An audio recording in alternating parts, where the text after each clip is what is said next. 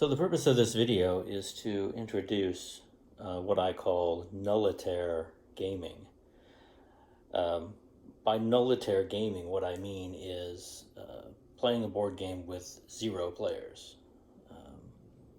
So basically playing bots against each other. Now you might ask, first of all, why would anybody want to do that? And that's a fair question. But I've actually been doing it for many years now, and I quite enjoy it.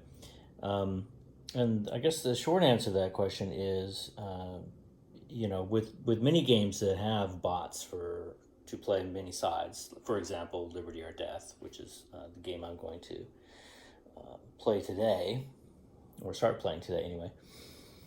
Playing the bots against each other actually does some interesting things from the point of view of a bystander, really, because I'm not playing the game when I'm playing Nullitaire, so to speak.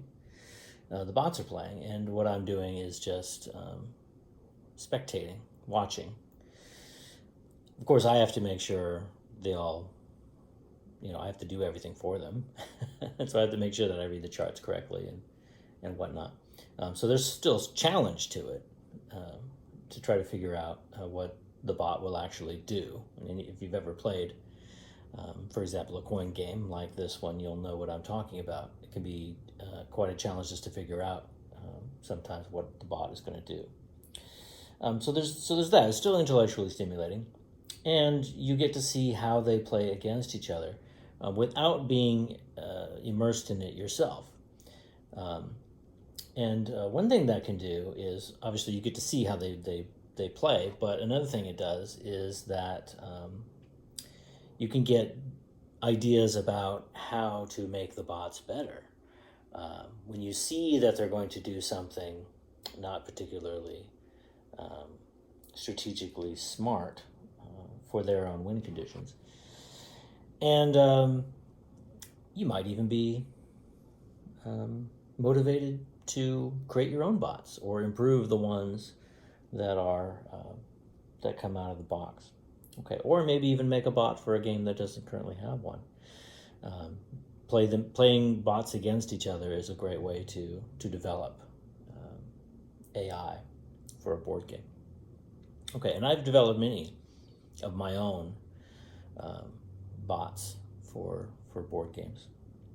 Okay, so I'm gonna start playing Liberty or Death here, which I think is a great game to play Nullitaire, mostly because the bots work pretty smoothly, and they are particularly good. A lot of bots for games I don't care for, the ones that come out of the box, to play Nullitaire, because some bots are designed, first of all, to either break the rules, which I really don't like. I want to play against, or I want to watch bots play against each other that are playing by the rules. I don't like cheater bots.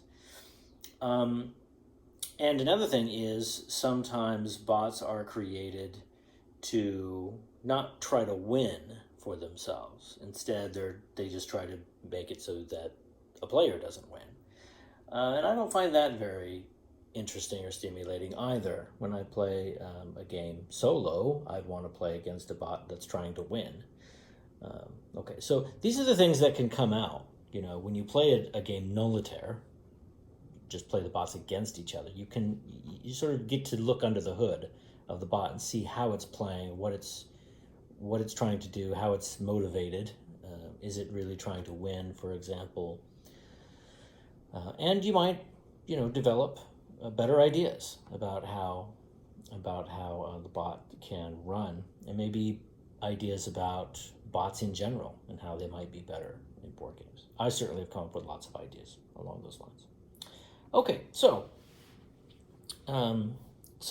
anyway, I'm going to show you how this goes, more or less, with playing Liberty or Death Nullitaire. So I'm going to play all the bots against each other, and I'm going to do the best I can to play the bots as they're written and as they're intended to be played, and we'll see who wins.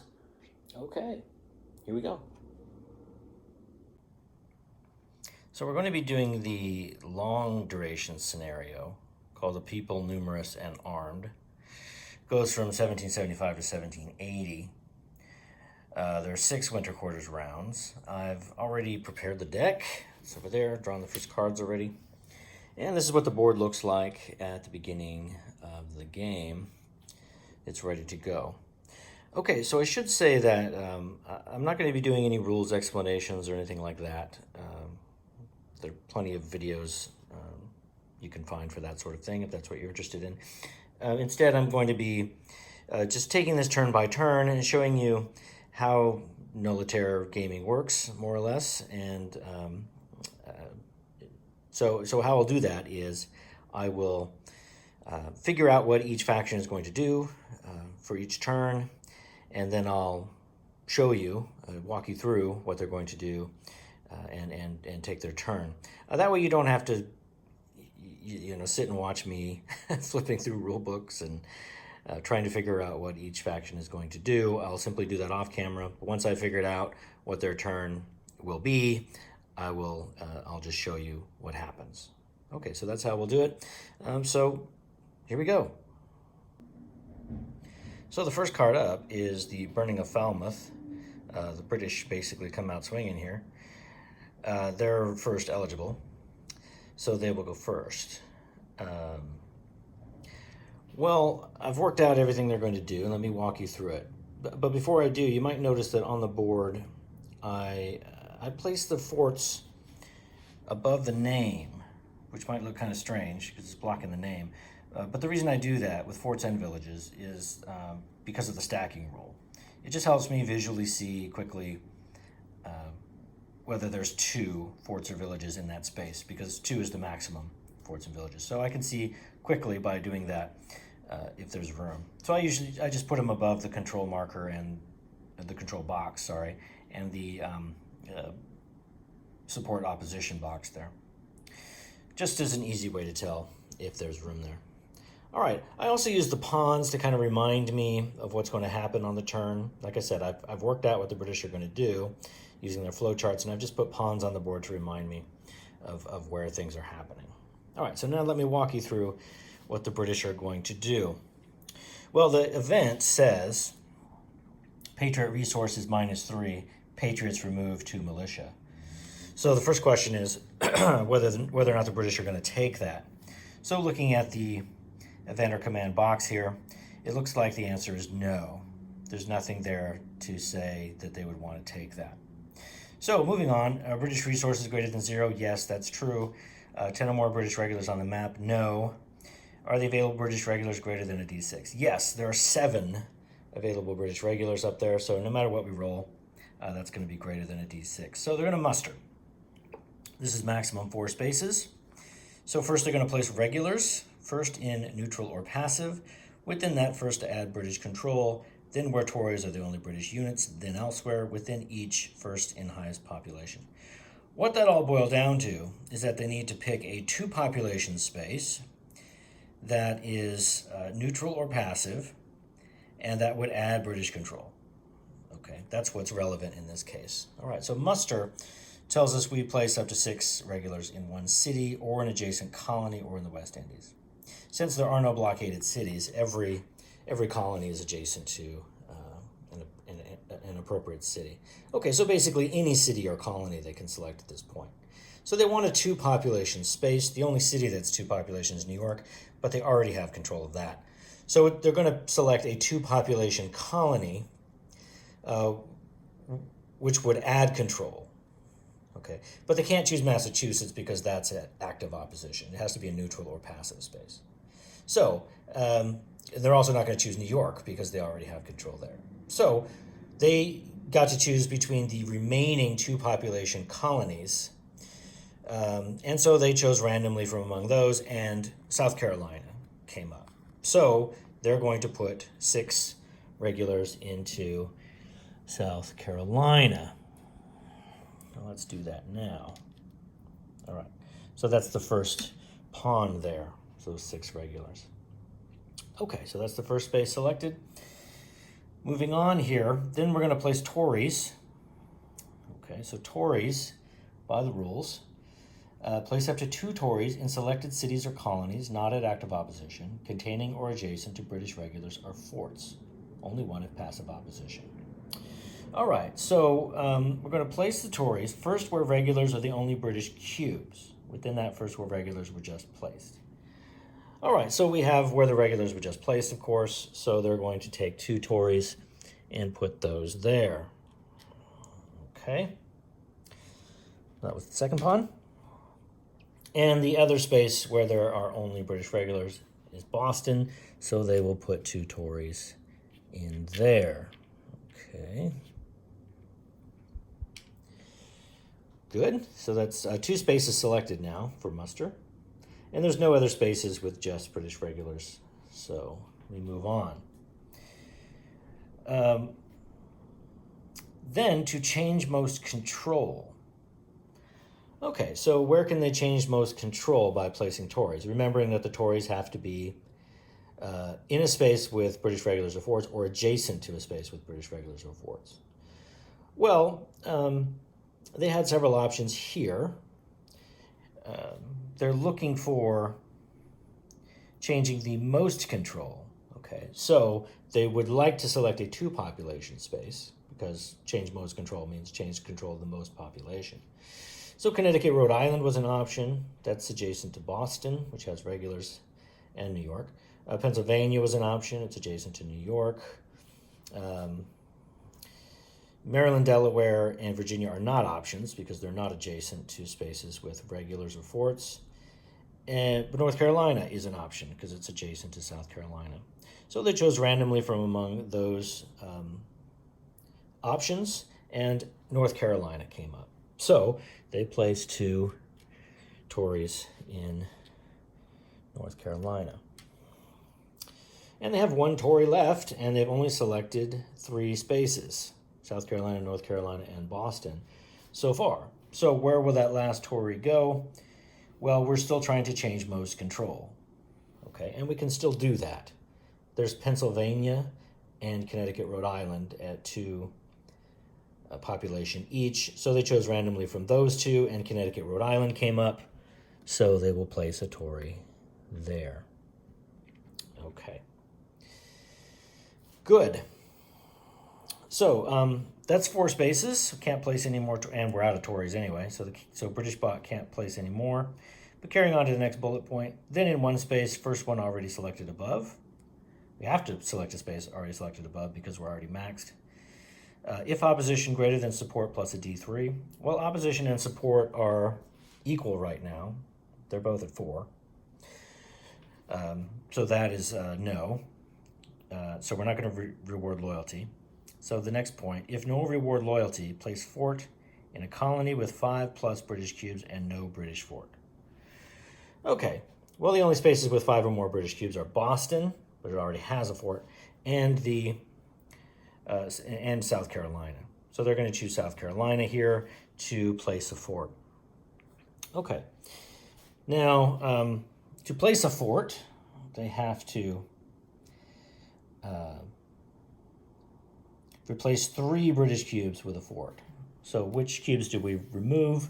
Well, looking here, we always remove friendly pieces in the reverse order to placing them, if possible, without removing the last Tory or continental from any space. So we place friendly pieces in the order of forts and villages, then militia or war parties, then alternating regulars and continentals, beginning with the fewest. So we're going to remove, beginning with the fewest, so that's going to be the Tories. So we take out 1 Tory and then a regular, so we alternate. But then we don't want to remove the last Tory, so we take out another regular. So there we go. And we put a fort in South Carolina, right there. Okay, good. Now, special activity. Well, skirmish is what they'd like to select, but the problem is skirmish requires that they select a space with British regulars and rebellion pieces. That's not already been selected for muster. Well, the only space on the board with British regulars and rebellion pieces is New York. But skirmish will only allow us to remove active militia and rebellion cubes. It does not allow the removal of underground militia, which makes sense, right? The militia's underground, the British don't know about it, presumably, and therefore can't skirmish to remove it. Okay, so they're not going to skirmish. Instead, we go to naval pressure, which, because the Treaty of Alliance hasn't been played yet, we use the bottom portion. Otherwise, if F and I equals 0, which of course it equals 0 before the Treaty of Alliance, add 1d3 British resources. Well, they got very lucky and rolled a 3, and so they'll get 3 resources. They had to spend 4 resources on that muster, but then they get 3 back.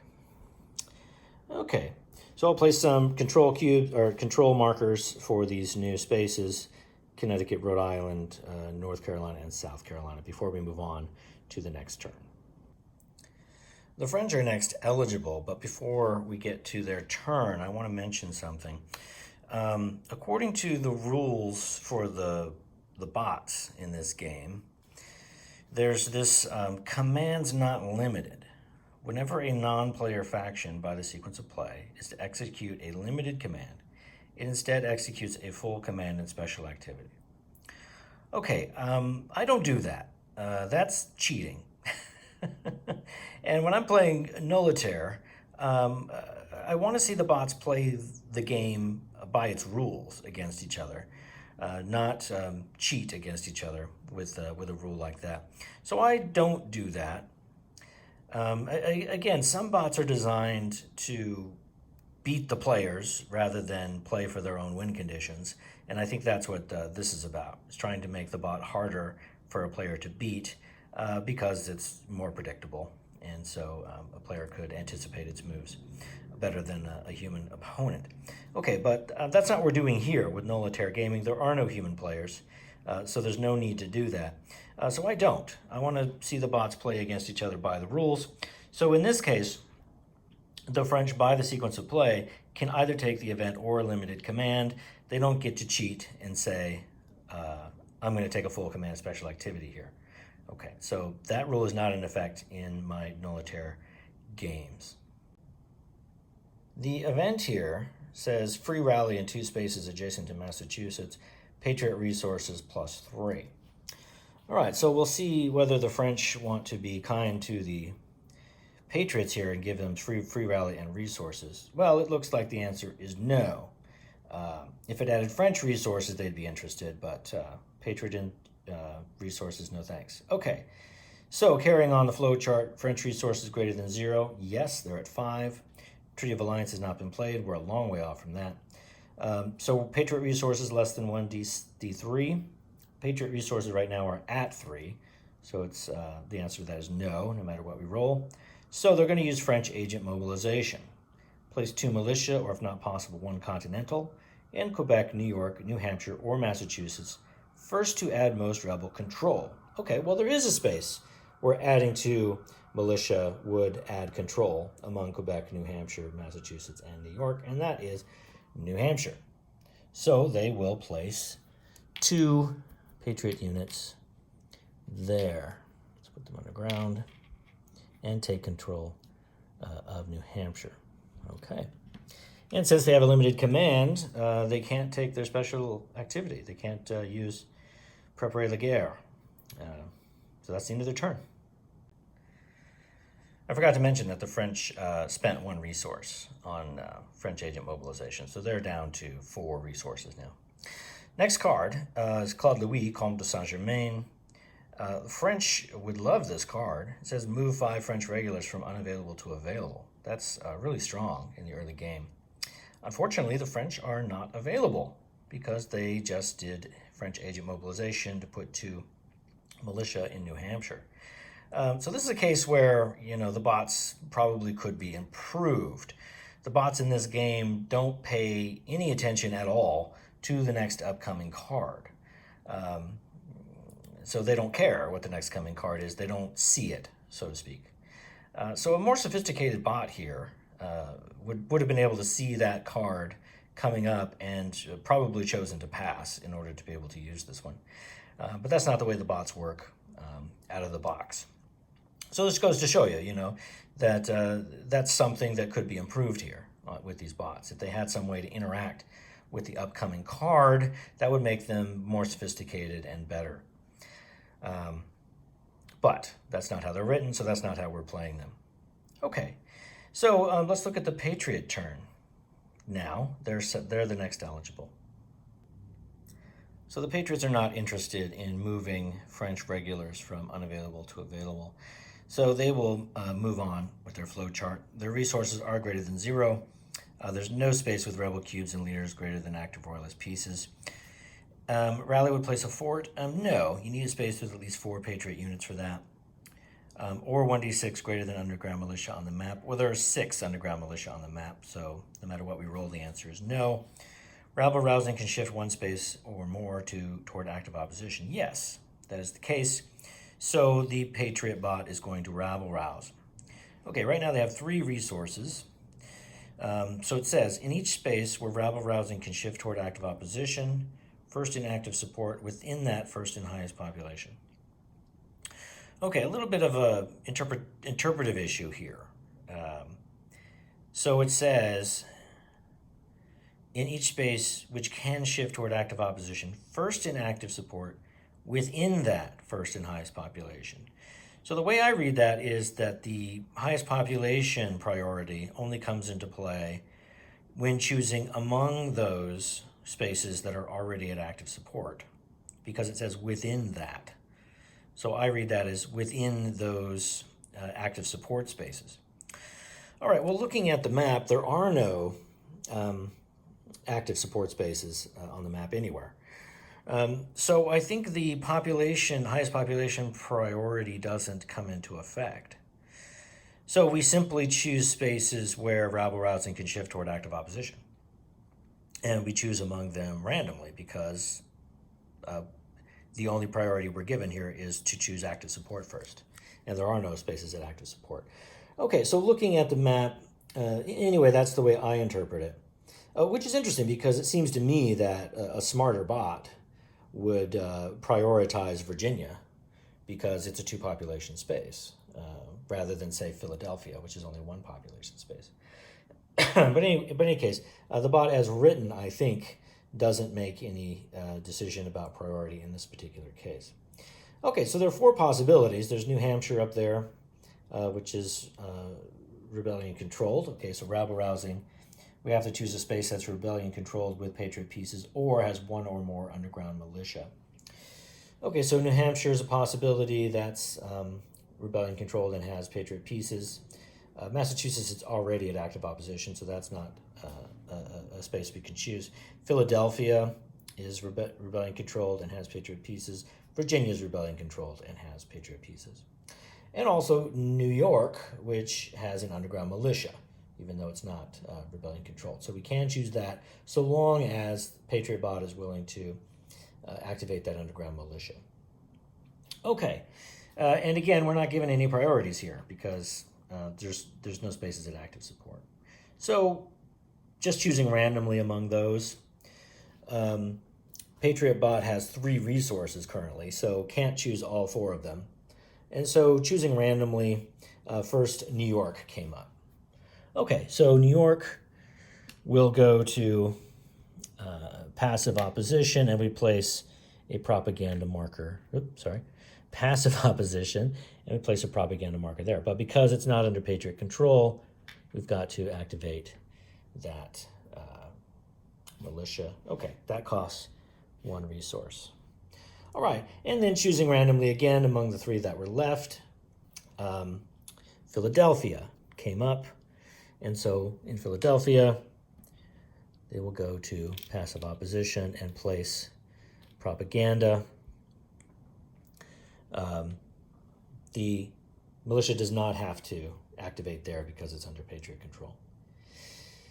And again, choosing randomly, that cost a resource. Okay, so they have 1 space left before they run out of resources. Choosing randomly again, they came up with New Hampshire. So place propaganda, go to passive opposition. Okay. And that cost them their last resource because they're now out of resources, but they'd still like to select places for rabble rousing. they use persuasion to gain some resources. So, in up to 3 spaces with rebel control and underground militia. First, where Patriot forts. All right, so we're going to choose Massachusetts first. And persuasion says we have to have rebellion control and underground militia. And in each space, add 1 Patriot resources and activate 1 underground militia. Place a propaganda marker there. Okay, so going to do persuasion here in Massachusetts. We activate that underground militia. Place a propaganda marker there. And gain a resource. Okay. And they're going to do the same thing elsewhere. Okay, so we're told first where Patriot forts. But that's it. That's the only priority we're given. So we look for other places where this could be done. We've got New Hampshire up there. We've got Philadelphia, and we've got Virginia. But there's a limit of 3 here. So PatriotBot can't choose all those spaces. So choosing randomly, they came up with Philadelphia. We'll activate 1 there. Place another propaganda marker. And New Hampshire. So again, place another propaganda marker, activate 1 militia, and that will add 2 more resources. Okay. So now PatriotBot can carry on with rabble-rousing. 1 more space left that they'd like to rabble-rouse in, which is Virginia. So they will do that. Cost them 1 resource. Rabble-rouse there in Virginia. Place propaganda, go to passive opposition. And that costs them, that resource. Okay, so after all of that, they gain 6 opposition. So we'll move total opposition up from 4 to 10. All right, that's the Patriot turn. Indian bot is up next. They can take the event or do a limited command. The event for them, move 5 French regulars from available to unavailable, wouldn't do anything because there are no French regulars in available. So we can just skip that bit and go right to the next point. Support plus a D6 is greater than opposition. Well, support right now is at 4 and opposition is at 10. So no matter what we roll there on a D6, the answer to that will be no. So Indian bot would like to raid here, try to bring that opposition down. Trouble is, raiding costs money.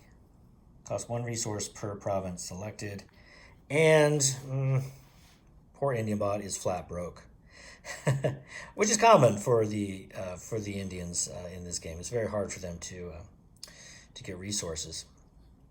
Okay, so raiding is just not possible for them. So if no raid possible, instead gather. So we follow the arrow. If none, gather. Place villages where room, and villages where room and 3+ war parties. Okay, there are no spaces with 3 or more war parties. Then place war parties at villages. There are no villages on the map. So we go to the 3rd bullet point. If any village is available, they're all available. Place war parties in 2 spaces with room for a village. First, where exactly 2 war parties already. Okay, keep in mind that gather in the 1st Indian province is free. So the Indians can do this. They can select 1 space as long as it's an Indian province and gather there for free. Okay, so they want to select a space with 2 war parties already. The only available space is northwest. So they will gather there for free, and that's their limited command. Okay, that's the Indian turn. Here's another case where a bot might have benefited from being able to see the upcoming card, because the Patriots would love to take this card. I mean, it shifts 2 cities 1 level each toward active opposition, and place 2 propaganda markers there. That's a great card for them. Unfortunately, they're not eligible this round, so the British are up first. Okay, and so the event for them, British may place 2 British regulars and 2 Tories in any 1 city. Place 2 propaganda markers there. British resources +4. Okay, the British are going to take that. Looking at their event or command box, the 3rd bullet point, event places Tories in active opposition with none, British fort in colony with none, or British regulars in city or colony. Okay, so it will place British regulars in a city. So that's good enough for them. They're going to take that. So the question is, which city? I mean, looking at the map and being a human player, I'd almost certainly select Philadelphia in this case to take control away from the rebellion there. But we're not actually given any priorities here. It's just the question is simply, will it place regulars in a city? The answer to that is yes, and we're not giving any indication of priorities. I even went to the rule book, in the events who, what, and where to see if there were any general priorities here, but no. It simply says, if a non-player faction executes an event due to one of the event or command questions, select as many spaces as possible that match that question before selecting other spaces. That's all we're told. So, in this case, we just got to go random. And so British bot went randomly selected, and they came up with Savannah. So we placed 2 regulars and 2 Tories there, but there's only 1 Tory available, so only 1 goes in that space. Okay, that goes British controlled, and the event also says we have to place 2 propaganda markers there, and the British gain 4 resources. So 2 propaganda markers and British resources go up 4. Okay, they're up to 9 now. Okay, that's the British turn. Because the British took the event, the French have a full command and special activity available. So, following their flow chart, they do have some resources. The Treaty of Alliance has not been played. Patriot resources less than 1d3. Patriots have 2 resources, and I rolled a 1. So the answer to that is no. So they go with French agent mobilization. Place 2 militia in Quebec, New York, New Hampshire, or Massachusetts. First add most rebel control, then where most Patriot units. Okay, they can't add control here, so they're simply going to go where the most Patriot units are among those 4 spaces, and that is clearly Massachusetts. So we add 2 militia to Massachusetts using French agent mobilization. That costs them 1 resource. Okay, and this time they do have a special ability available, so Préparer la guerre, move 1 blockade from unavailable to the West Indies. Okay, so 1 blockade comes out of unavailable to the West Indies, and that moves French prep up 1. Okay. That's the French turn. So a challenging turn to figure out for Patriot Bot here. They're first eligible this time. You see the musket under their symbol on this card, the Bermuda gunpowder plot. So the event instructions are Patriots free march to then free battle in 1 space, plus 2 to defender's loss level. So with that musket icon, we need to go and look at the special instructions for that card. So for the Patriots here, Bermuda gunpowder plot, march to set up battle per the battle instructions. If not possible, choose command and special activity instead. Okay, so I thought that what that meant was I needed to go to the map and figure out all the possible ways that the Patriots could march and then battle according to their battle instructions. Okay, and I did that. I did lots of math and figuring out how the pieces could move and their their force levels and their modifiers, etc., that you have to do to figure out where battles are going to happen. And I did a lot of that. And then I got to thinking about it, and I was like, well, wait a minute. I mean, we still have the priorities here. Are they even going to take this event? So I had a question about that. I was like, well, is this telling me to just take it and do this march in battle? Or is it telling me if the Patriot bot will take it, then do it this way? So I actually, once again, had to go and look that up, find some experts who know more than me about this on Board Game Geek, And the answer is that these special instructions are merely telling us how to do the event if the bot will take it. So actually, we still need to find out whether or not the bot will even take this event. So looking down the priorities here, support greater than opposition and event shifts. Support opposition, no. Event places underground militia in at least one active support or village space with none. Well, the march might be able to do that, but there are no active support spaces or villages on the map. Okay, so that's irrelevant. Event places a Patriot fort or removes an Indian village, no. Event adds 3 or more Patriot resources, no. Event is effective, Patriots have 25 or more pieces on the map, no. So actually all that figuring I did to try to work out where the Patriots would march in battle was for naught. It turns out they're not even going to do that. And I guess, I was thinking here, oh, Washington's going to see some action. He's going to march over there to New York and take advantage of that +2 defender loss level and, put a smackdown on the British, But no, that's not what Washington's going to do. Instead, we're going to do something much less bloody. All right. So we follow the flow chart now. Patriot resources greater than 0, yes, they're at 2. Rebel cubes and leader greater than active. Royalist pieces in space with both, no. Rally would place a fort. Yes, there are at least 4 units there in Massachusetts, and there's space for a fort. So Rally would place a fort there. So we're going to rally. Okay, and as usual, if the Patriot resources reach 0, we're going to use persuasion before continuing. That's definitely going to happen here. So first, place a fort in each space with 4 or more Patriot units in room. Okay, the only space where that is relevant is Massachusetts. Okay, so a fort is going to go in there. Get those pawns out of the way. Fort's going to go in there. And we need to remove 2 pieces, according to Rally here. Replace 2 units with a fort.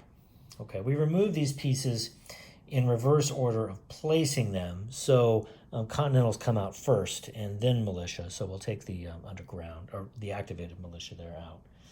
Okay. And that costs them 1 resource. They have 1 resource left. Okay. All right, so that's that one. Okay, and then, let's see, carry on with Rally here. Then place militia first at forts. Okay, there aren't any other forts on the map except Massachusetts. We've already selected that for Rally, so that bullet point is irrelevant. Third bullet point, in the Patriot fort space with the most militia, of those already selected for Rally, replace all militia except 1 underground with Continentals. Okay, well that's interesting. So that means we have to take one of these militia out and put that Continental back in. Interesting. So the net effect of that was simply taking out 2 militia for that fort. Okay. Okay, if Patriot fort available, place militia in the space with no Patriot fort and most Patriot units. All right, well, that turns out to be New Hampshire up there. So we will, because there's 2 there, all the other spaces with militia only have 1. So that's the space with the most. Okay. And now the Patriots are at 0 resources. So before we continue with Rally, we need to use persuasion. Okay, so went up to 3 spaces with rebel control and underground militia. First were Patriot forts. Activate 1 militia per space to add Patriot resources. All right, well, it turns out there's only 3 spaces with underground militia and rebel control. New Hampshire, Massachusetts, and Virginia. So we'll add more propaganda to these spaces. Activate the militia. More propaganda in Massachusetts. Activate the militia. Even more propaganda in New Hampshire. Lots of propaganda. New Hampshire. Activate 1 militia. And the Patriots get 3 resources. All right. Returning to rally.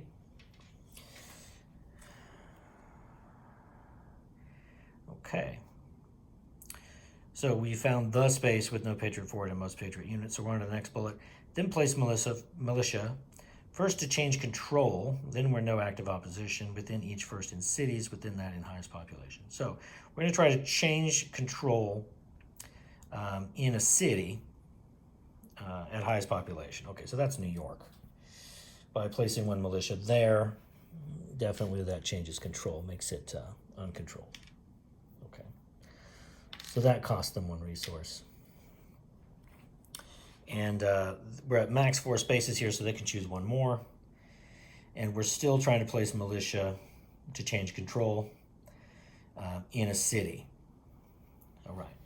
So the only 2 cities left where placing 1 militia would change control are Norfolk and Charlestown. And so the bot chose randomly among those, and Norfolk came up. So 1 militia in Norfolk, they take control there. That cost them a resource. Okay, that's the Patriots' turn. Indian bot is up next, and according to the sequence of play, they can take the event or perform a limited command. Well, the event, you can see, has the sword icon under the Indian player icon there. So that means they will automatically skip it. Okay, so support plus a d6 is greater than opposition. Well, just like last time, support is at 4 and opposition is at 10. So no matter what we roll on a d6, the answer to that question will be no. So just like last time, they'd love to raid, but they're still broke. So same thing happens here. We follow the if no raid possible, instead gather. And so, and remember, gather is free in the first Indian province. So as long as they select an Indian province here for their limited command, it'll be free. Okay, so place villages where room and 3 or more war parties. All right, well, in the Northwest, we have 3 or more war parties. So Indian bot will gather there to replace 2 of those war parties with a village, and that's a free command. And that's the Indian turn. The next card is Antoine de Sartine, Secretary of the Navy. The French are first eligible. The instructions here say move 2 squadron blockades from unavailable to the West Indies. Now, clearly the French are going to jump at that. Looking at their event or command box, the second bullet point, event moves French regulars or squadrons from unavailable. Yeah, it sure does. So they're going to take that without hesitation. So the 2 squadrons they have left and unavailable now go to the West Indies, and that moves French prep up 2 more spaces. Okay, so the French take the event, and that's their turn. The British can take a command and special activity this turn. They can't take the event because that's already been used. Okay, so we skip the first part here. British resources greater than 0, yes. They've got a lot of resources. They're at 9. 10 or more British regulars on the map, and rebels control city without a rebel fort. Yes, there are definitely more than 10 regulars on the map. And the Patriots, or excuse me, the rebellion does control some cities here without forts. Okay, so British bot is going to garrison. All right, first execute a special activity. Well, that's going to be naval pressure. Because the Treaty of Alliance has not been played, they simply roll a d3 and add that many resources. See, I roll a 2 down there.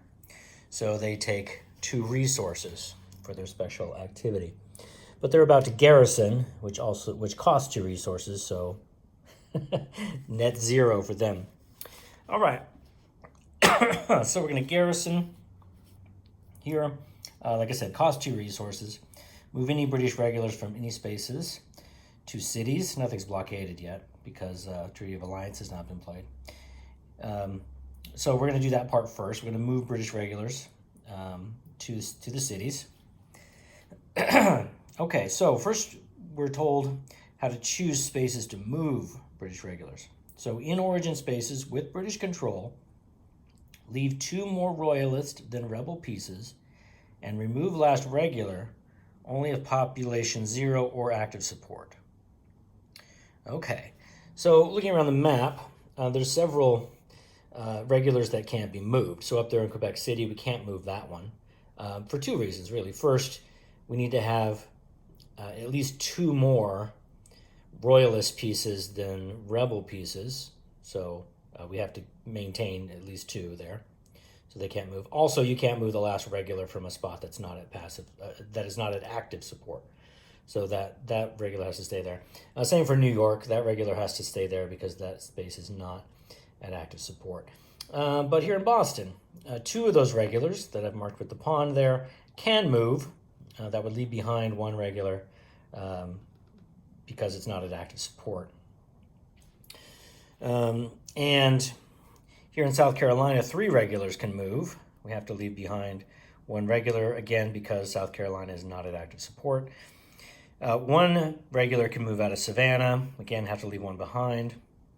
And actually, this regular down here in Florida can move as well, since there's a war party there. And we're told that we have to leave 2 more royalist pieces than rebellion pieces. So the fort and the war party together are 2 royalist pieces, and so that's 2 more than the 0 that the rebellion has there. So that regular can move as well. So that's a total of 7 regulars that can move. And it turns out that taking control of all the cities that they don't already have control of would cost them 6. Okay, so 1 for Charlestown, 2 for Norfolk, 2 for Philadelphia, and 1 for New York City. So it would cost them 6. So the question is, do they move that 7th regular, and if so, to where? Okay, so the next bullet point there, first, just enough to add British control. Okay, so we calculated that. 6 is just enough to add British control to everywhere. Okay, so again, the question is, will that 7th regular move? Well, the next bullet point. Then to give each British controlled city, first, 1 or more regular, if without active support. Well, every city will have at least 1 regular when we move those 6. Then, 3 or more British cubes, first where there's underground militia. Okay, so there are 2 spaces with underground militia, New York City and Norfolk, and they will have they will each have 2 cubes after we move the regulars. So moving 1 more regular into one of those spots will be 3 or more cubes there. So British bot needs to choose one of those 2 spaces to move that last regular. I rolled randomly, and it came up following it to Quebec City, but following it down, we get New York City.